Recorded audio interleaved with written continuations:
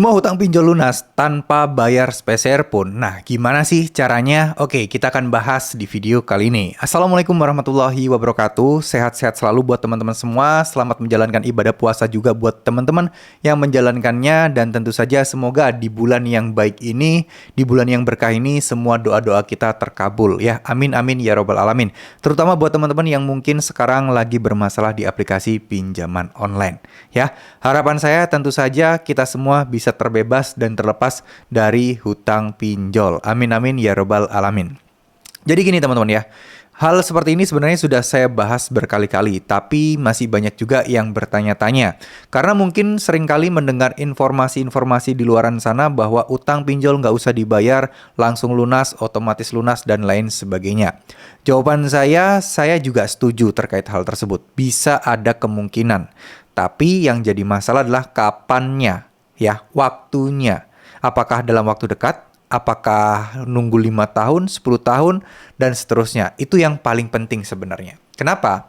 Karena jelas, untuk masalah pinjol yang sudah masuk ke slik OJK, itu sangat berat sekali untuk tiba-tiba hilang dari slik OJK-nya.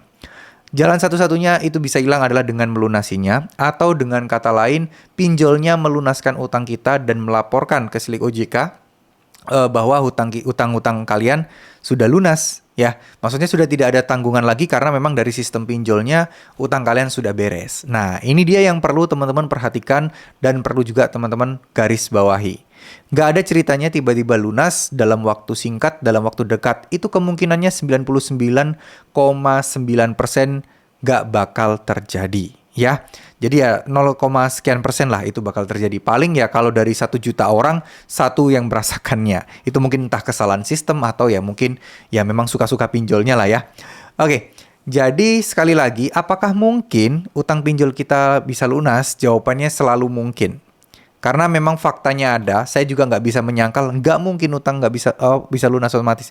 Karena kita itu berhadapan dengan sebuah company, sebuah perusahaan yang tentu saja mereka ada cash flow dan juga diawasi oleh OJK tentang bagaimana performa pinjamannya, bagaimana nasabah-nasabahnya. Semuanya sudah diawasi oleh OJK. Dan tentu perusahaan-perusahaan seperti itu nggak bisa dengan seenaknya memperbanyak dalam tanda kutip ya nasabah yang gagal bayar pinjol. Karena mereka punya indikator kegagalan nasabah yang tidak bisa membayar hutangnya itu juga salahnya pinjol. Kenapa?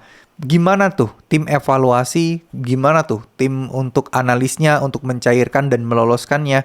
Gimana cara kerja mereka? Kok ternyata katanya mereka sudah menganalisa dengan baik, tapi kenapa mereka masih kecolongan dan banyak meloloskan nasabah yang kemungkinan besar tidak bisa membayar?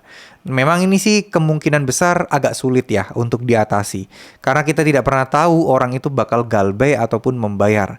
Tapi biasanya ada prosedur-prosedur yang memang menjadi SOP yang harusnya kemungkinan kecil ya kayak bank-bank pada umumnya lah. Pinjaman bank KTA kan prosesnya agak ketat tuh. Nggak segampang itu kan kita pinjam uang di bank. Nah, OJK itu maunya kayak gitu. Pinjol juga harus rapi ngeceknya. Jangan ngasal.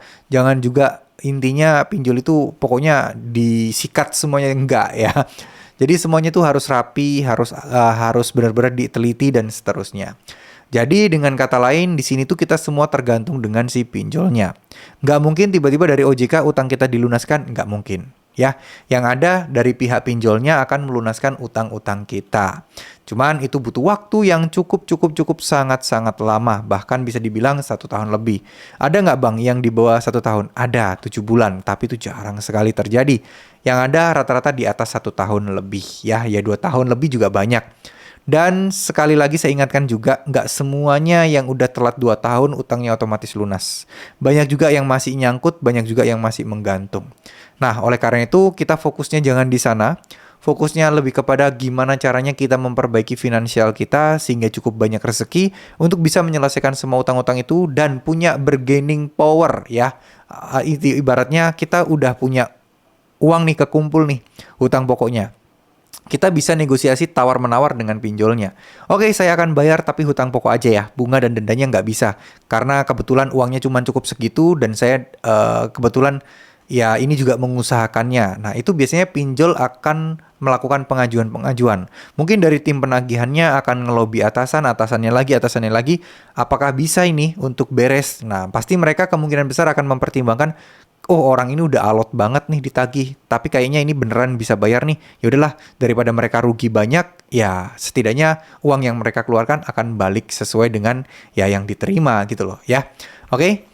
Jadi mungkin segitu dulu video kali ini. Teman-teman tidak perlu takut lagi. Fokuslah kepada ya aktivitas sehari-hari yang lebih positif tentunya. Ya bekerja sampingan, fokus di usaha kalau memang punya usaha.